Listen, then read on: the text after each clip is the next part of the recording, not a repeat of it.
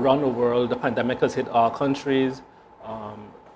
Cash money is very expensive right now in the world. If you look at government's income, we have decreased by about close to 50%.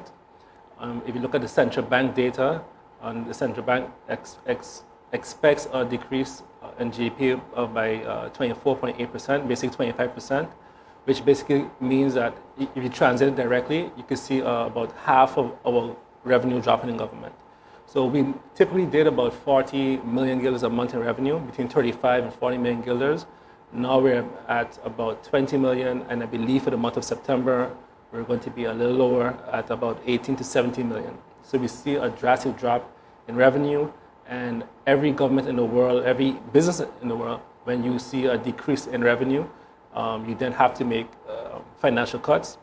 And in addition to those financial cuts, we also have the conditions from the Netherlands, which most of you on the island already know about, the 25% for ministers and parliamentarians, and 12.5% for civil servants.